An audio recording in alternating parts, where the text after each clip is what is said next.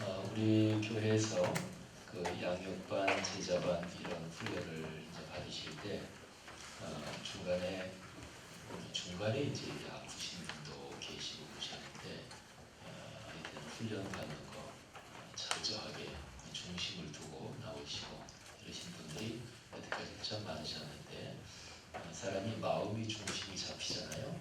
마음이 어떠하면 몸도 따라옵니다. 물론 뭐 예를 들어서 너무 아프고 그런 건 저기 하겠죠. 근데 기본적으로 사람의 신체, 마음, 영혼. 근데 성경에서 마음은요, 우리 사람이란 존재가 움직이는 사령탑, 그러니까 사령 본부, 그게 이제 마음이에요.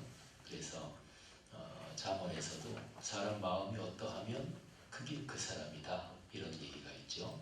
또 사람이 살면서 지켜야 될 것이 많지만 그 중에 제일 중요하게 지켜야 될 것이 마음을 지켜야 된다 이런 얘기를 하거든요. 마음을 잃어버리면 다 잃어버리는 거죠, 그죠? 그래서 호랑이 굴에 들어가도 정신만 차리면 산다. 그 정신이라는 게 이게 마음을 말하는 거거든요. 그래서 마음이 하나님의 말씀에 또 주님 손 붙잡고 살아가는 거기에 믿음의 마음을 두면 우리의 삶이 믿음도 강해지고요. 또 삶도 복을 받습니다. 제자반 훈련 하시면서도 참여하는 모든 분들 또 목회자들까지 다 포함해서 그런 복이 있기를 축복합니다. 자, 우리 교회 비전 문장과 중심 성경 구절 우리 먼저 암송하고 오늘 강의 시작하죠. 자, 비전 문장부터 시작합니다. 하나님 말씀에 거룩한 믿으시기로 그리스도의 삶과 지혜를 변화시킨다. 아멘. 사도행전 6장 7절 말씀. 하나님의 말씀이 점점 왕성하여 예루살렘에 있는 제자의 수가 더 심히 많아지고 허다한 제사장의 무리도 이 도에 복종하니라. 사도행전 6장 7절 말씀. 아멘. 오늘은 기독론, 그러니까 기독하면은요 그리스도, 이거를 한자어로 쓴 게 기독 이렇게 돼요. 그래서 보통 교리적인 용어로, 신학적인 용어로 기독론 이렇게 얘기를 하면 그리스도에 대한 가르침 이거를 뜻하거든요. 우리가 제자반 1학기 두 가지 주제가, 첫째는 하나님에 대해서 신론이죠. 두 번째는 독생자 예수 그리스도에 대해서 기독론입니다. 오늘 기독론 두 번째 시간 7과입니다. 내려오심과 올려지심. 먼저 이 7과의 제목을 잠깐 생각을 해보십시다. 그러니까 예수 그리스도와 연관해서 내려오심, 이거는 무엇을 뜻할까요? 또 올려지심, 이거는 또 무엇을 뜻할까요? 우선은 여러분이 이렇게 머리에 떠오르는 대로 또 여러분이 가지고 있는 성경 지식 범위 안에서 한번 생각을 해보십시오. 예수 그리스도께서 내려오셨다 이렇게 하면 머리에 어떤 성경 말씀이 좀 떠오르죠? 어떤 게 떠오르십니까? 내려오셨다. 요한복음 1장이 아마 떠오르시는 분도 계실 테고, 말씀이 육신이 되어 우리 가운데 오셨다. 그러니까 하나님의 아들 독생자 예수 그리스도께서 영광의 보좌를 버리시고 낮고 천한 이 땅에, 그리고 한계가 있는 사람 몸을 입고 오셨다. 이게 내려오심이에요. 올려지심은 예수 그리스도께서 십자가에 달려 돌아가신 뒤에 사흘 만에 부활하셨고, 그리고 부활하신 뒤에 한 40일을 더 세상에 계셨어요. 그리고 이제 하늘로 올라가신 것, 승천하신 그 사건을 말하는 거죠. 오늘 우리가 살펴볼 성경 말씀은 성경 전체 가운데서 아주 중요한 그런 구절들이 있어요. 그런 본문 덩어리들이 있습니다. 그리고 2000년 기독교 역사에서 굉장히 기독교 신앙에서 심장과도 같은 역할을 감당한 그런 구절들이 있습니다. 신앙생활을 하면서는요, 뭐 사람에 따라서 성경 지식이 많은 분도 계시고 적은 분도 계시고 뭐 그러지만, 신앙생활에서 중요한 거는 2000년 기독교 역사에서 그리스도인들이 신앙의 선배들이 늘 묵상하고 또 잘 알려진 그런 성경 구절이 있지요. 그런 게 안전한 것입니다. 그런 게 중요한 것입니다. 그래서 너무 이상하게 유별난 얘기를 한다. 다른 아니지만 그런 경우에는 그거는 위험한 것일 수도 있습니다. 어디에서 난 모르는 데서 어디 성경 공부 잘하는 데가 있다고 거기 좀 가자고. 요즘은 그러면 이미 의심을 해봐야 돼요. 신천지 아닌가 의심해봐야 돼요. 그래서 신천지가 아주 집요하게 교회에 침투하고 이러기 때문에 성도들 중에서 누구라도 같이 아는 분인데 그분이 집사님 어디 성경 공부 잘하는 데가 있다 가보자고. 어딘데? 가보면 알아요. 이러면 그거는 의심해봐야 됩니다. 예를 들어서 어떤 목사님이 성경 공부해?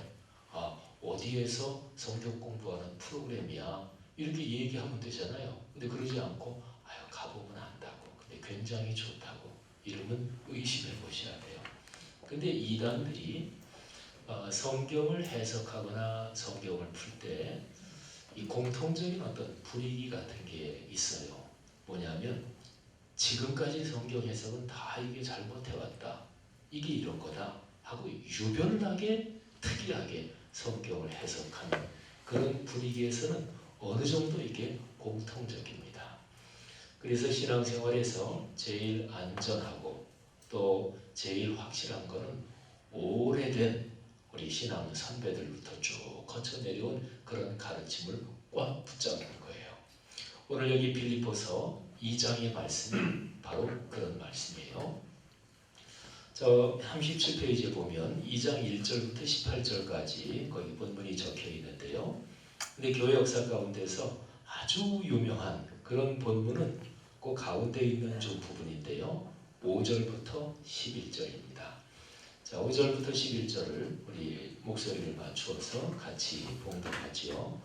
너희 안에 이 마음을 품으라. 곧 그리스도 예수의 마음이니 그는 근본 하나님의 본체시나 하나님과 동등됨을 취할 것으로 여기지 아니하시고 오히려 자기를 비워 종의 형체를 가지사 사람들과 같이 되셨고 사람의 모양으로 나타나사 자기를 낮추시고 죽기까지 복종하셨으니 곧 십자가에 죽으심이라. 이러므로 하나님이 그를 지극히 높여 모든 이름 위에 뛰어난 이름을 주사 하늘에 있는 자들과 땅에 있는 자들과 땅 아래에 있는 자들로 모든 무릎을 예수 이름에 꿇게 하시고 모든 입으로 예수 그리스도를 주라 시인하여 하나님 아버지께 영광을 돌리게 하시느니라. 아멘. 여러분 여기 5절부터 11절은 2000년 기독교 역사에서 아까 제가 말씀드린 대로 심장과도 같은 역할을 감당했던 구절입니다. 우리 기독교 신앙은 기독, 이게 그리스도라는 말을 한자어로 그렇게 적은 거라고 그랬죠. 그러니까 기독교라는 그냥 일반 종교 이런 이제 시각에서 보면 기독교라는 이 이름 자체가 그리스도 예수, 그리스도에 대한 가르침이요. 그리스도 그분에 대한 믿음이거든요. 그러니까 기독교 신앙의 핵심은 그리스도, 예수 그리스도, 그분에 대한 거룩한 지식이요. 또 그분과 연관된 것입니다. 근데 여기에 5절부터 11절에서 이걸 한번 잘 보세요. 제일 중요한 거 5절 첫 번째 하고 그리고 제일 중요한 거 마지막 11절. 그러니까 첫 절하고 마지막 절이 이게 서론하고 결론이 딱 짜여져 있어요. 자, 5절은 어떻게 되냐면 너희 안에 이 마음을 품으라. 곧 그리스도 예수의 마음이다. 그러니까 아까 제가 처음에 그런 말씀 드렸죠. 사람의 마음은 성경적으로 사람이란 존재의 사령탑입니다. 마음이 곧 그 사람이에요. 그러니까 사람의 중심 자리에 내 마음이 있는데 거기에다가 그리스도 예수의 마음을 품어라 이런 얘기인데 쉽게 얘기하면 그리스도 예수를 닮아라 이런 얘기죠. 그러면 5절 한 절만 이렇게 잠깐 생각해 보면 이거는 기독교 신앙의 심장이고 핵심이잖아요. 한마디로 말하면 빌립보서 2장 5절 예수 그리스도의 마음을 품어라. 그 마음을 닮아라. 그리스도의 마음이 되라. 이런 뜻이에요.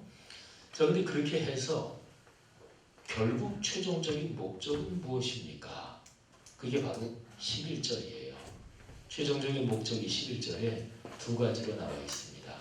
하나가 뭔가요? 먼저 모든 입으로 예수 그리스도를 주라 시인하도록. 그러니까 예수 그리스도를 주님으로 믿도록 모든 사람들이. 근데 믿는 데서 아주 중요한 게 내 입으로 시인하는 거예요. 로마서 10장 10절에 이런 구절이 있어요. 사람이 마음으로 믿어 의에 이르고 입으로 시인하여 구원에 이르느니라. 그래서 신앙은요, 입으로 시인하는 게 중요해요. 주님 감사합니다. 주님 찬양합니다. 주님께서 저를 지키심을 제가 믿습니다. 입으로 시인하는 게 아주 중요합니다. 어쨌든요, 예수 그리스도의 마음을 품어라, 그리스도를 닮아라. 이거는 예수 믿는 사람들에 대한 얘기죠, 그죠? 안 믿는 사람들한테 그리스도의 마음을 품어라, 닮아라, 그렇게는 못하잖아요. 그 사람들은 예수를 안 믿으니까. 자, 이거는 그리스도, 예수를 믿는 사람들에 대한 것인데 우리에 대한 얘기죠. 우리가 그리스도의 마음을 품고 그리스도를 닮아야 되는 최종 목적이 무엇인가요? 그렇게 해야 예수 그리스도를 알지 못하는 다른 사람들이 그리스도 예수를 믿게 되는 거예요. 그래서 예수 그리스도를 주님이라고 그들도 고백하고 하나님의 자녀가 되는 것이죠. 그리스도인이 그리스도를 닮지 않고는 전도, 선교는 근본적으로 불가능합니다. 그래서 마지막 목적이 바로 예수 그리스도를 사람들이 믿도록. 그 다음에 11절에 보면 최종 목적이 한 가지가 더 나옵니다. 그 뒷부분이 있지요. 뭐죠? 하나님 아버지께 영광을 돌리게. 우리 기독교 신앙에서요, 가장 중심적인 그런 표현들이 있어요. 그런데 종교개혁, 1517년부터 시작된 종교개혁자들, 그분들이 기독교 신앙의 참 큰 스승들이에요. 근데 종교개혁자들이 얘기한 몇 가지 우리 기독교 신앙의 핵심적인 표현이 있는데 그 중에 하나가 솔리 데오 글로리아, 이런 표현입니다. 글로리아, 이거는 신앙생활에서 많이 들어보셨죠? 영어 단어하고 똑같잖아요. 글로리, 이거는 영광이라는 뜻이에요. 그 다음에 데오, 이거는 하나님, 하나님께 그런 거예요. 그 다음에 앞에 붙은 솔리, 이거는 영어로 말하면 only 그런 뜻이에요. 오직. 솔리 데오 글로리아, 그거는 오직 하나님께만 영광을. 이게 기독교 신앙의 핵심이잖아요, 그렇죠? 영광을 내가 가로채고 또는 영광을 내 명예를 위해서 하고, 이건 기독교 신앙이 아니죠. 오직 하나님께는 영광을. 이게 최종적인 목표입니다. 그래서 5절이 말하자면 제일 처음에 딱 열면서 그리스도 예수의 마음을 품는다. 이게 이제 그 가는 데 나오는 모든 내용이 그거예요. 최종 목적은 이 세상 다른 사람들이 예수 그리스도를 믿도록, 주님이라고 시인하도록. 그래서 결국은 하나님 아버지께 영광을 돌리게, 이런 것입니다. 자, 그럼 구체적으로 무엇인가? 그 가운데 있는 6절부터 10절이에요. 자, 보십시오. 6절, 7절, 8절 이 세 절은요, 예수 그리스도 하나님의 아들, 그분이 내려오신 것을 얘기합니다. 그 다음에 9절, 10절 그거는 예수 그리스도께서 올려지신 것을 얘기합니다. 자, 6절 보면 그는 그리스도 예수죠. 그는 근본 하나님의 본체시다. 하나님과 같은 분이시다, 그런 거죠. 그런데 그분은 내가 하나님과 같아, 이런 거를 주장하지 않으시고 17절 내려가면 자기를 비우셨다. 종의 형체를 가지셨다. 사람들과 같이 되셨다. 그런데 사람들과 같이 되셨다, 이것만 해도 저 영광의 보좌를 버리시고 이 땅에 내려오신 건데, 거기서 그치는 게 아니라 자기를 얼만큼이나 낮추셨냐면 죽기까지 복종하셨다. 근데 사람이 죽는, 말하자면 죽는 그 모양 중에서도 가장 비참하고 가장 처참하고 그리고 가장 흉악한 죄인들이 처형당하는 방법, 그게 바로 십자가 처형이에요. 그래서 로마 시민권 가진 사람들은 어느 경우에도 십자가 처형을 안 했다고 그러죠. 십자가 처형, 노예같이 또 중한 범죄를 지은 사람들 십자가 처형이 있는데 로마 시민권 가진 사람은 십자가형을 어떤 중죄도 안 했다고 그래요. 그 얘기는 뭐냐면 십자가 처형 방법이 그처럼 아주 멸시천대를 받는 그런 처형 방법이다 그런 얘기죠. 그러니까 하나님과 같은 분, 하나님 자신이신 분이 사람 몸을 입고 세상에 내려오신 것만 해도 이게 얼마나 철저하게 낮아지신 거예요. 그런데 죽기까지 더 낮아지셨다. 죽는 방법도 십자가의 처형을 당하셨다. 그러니까 예수 그리스도 그분은 철저하게 가장 낮은 곳까지 낮아지셨다 하는 거죠. 근데 그렇게 되신 이유가 세상을 구원하시는 하나님 아버지의 그 뜻을 이루기 위해서 그렇게 하신 거죠. 순종하고 철저하게 복종하셨다. 그래서 하나님 아버지께서 그 예수 그리스도를 이제 높이십니다. 9절 말씀. 하나님이 그를 높이셨는데 보통 높이신 게 아니라 지극히 높이셨다. 그래서 뛰어난 이름을 주셨는데 어느 정도냐면 모든 이름 위에 가장 뛰어난 이름을 주셨다. 그게 이제 10절에 부연 설명이 된 건데요. 하늘에 있는 자들, 땅에 있는 자들, 땅 아래에 있는 자들. 이거는요, 사람을 말하는 게 아니에요. 사람을 포함해서 영적인 모든 존재들을 총망라한 것입니다. 그리고 사람 이외의 모든 피조물을 다 망라한 거예요. 땅 아래 뭐가 있나요? 그건 이제 보통 옛날이나 지금이나 하늘 그러면 이제 좋은 뜻이잖아요. 그죠? 땅 아래 그럼 뭐 지옥, 음부 이런 거 보통. 성경도 그 당시의 세계관으로 그런 게 기록이 됐기 때문에 땅 아래 하면은 죽은 자들을 말하기도 하지만 그런데 어떤 악한 영들 뭐 이런 거를 뜻하기도 하고요. 하늘에 있는 자들 뭐 먼저 천국으로 그 영혼이 하나님 나라에 간 사람들 뿐만 아니라 하늘의 영계를 말하고 또 뭐 땅에 있는 자들 모든 피조물들 뭐 짐승 뭐 식물 뭐 할 거 없이 그리고 사람 당연히 포함해서 그러니까 모든 존재들 그 모든 존재가 예수 그리스도의 이름에 무릎을 꿇게 하셨다 하는 거죠. 이 빌립보서 2장 5절부터 11절은 커다란 구도로 보면 성자 하나님께서 내려오신 거 그리고 올려지신 거 이거를 얘기하고 있습니다. 근데요 여기에 참 중요한 단어가 있는데 7절에 자기를 비운다 이런 표현이 있습니다. 자, 마음을 비운다 이런 얘기를 많이 하죠. 그죠? 마음을 비운다 하는 얘기. 이 빌립보서 2장 말씀이 기독교 2000년 역사에서 초기 교회부터 중요한 역할을 하거든요. 그러니까 기독교 신앙 안에 있는 중요한 가르침 중에 하나가 마음을 비운다는 거예요. 자기를 비운다. 보통 우리나라 사람들이 마음을 비운다. 그러면 뭐 흔히 이제 불교를 얼른 떠올리실 분도 있고 그러죠. 근데 기독교 신앙은 초기부터 자신의 마음을 비우고 겸손해지고 낮아진다. 그러니까 비움 사상, 비움에 대한 가르침은 기독교 신앙에 초기부터 있었던 거죠. 자, 이 유명한 구절. 그런데 이제 중요한 게 있습니다. 우리 5절부터 11절까지만 보면 신앙에 굉장히 참 아주 그 오묘한 지식이잖아요. 그죠? 영광의 보좌에 계신 성자 하나님이 사람 몸을 입고 성육신하신 거죠. 그리고 내려오셔서 우리처럼 똑같이 사셨고 고통도 당하셨고 그러다가 십자가에 못 박혀 들어가셨고 그리고 사흘 만에 영광스럽게 부활하셨고 하늘의 보좌에 오셨고 하나님 보좌 우편에서 모든 존재들의 주님으로 말하자면 왕좌에 앉으시고 이런 거예요. 근데 이거는 우리가 살면서 눈으로 보이게 가시적으로 볼 수 있는 것들이 아닌 것들이 대부분이잖아요. 그죠? 근데 이게 우리의 삶에서 좀 멀리 생각이 되십니까? 우리가 하루하루 살아가는 구체적인 생활에서 이게 뭐 구체적으로 무슨 관련이 있을까? 혹시 그런 생각이 드십니까? 우리 기독교 신앙은 절대로 추상적인 관념의 유희 또는 뭐 영적인 어떤 쾌락 이런 게 아닙니다.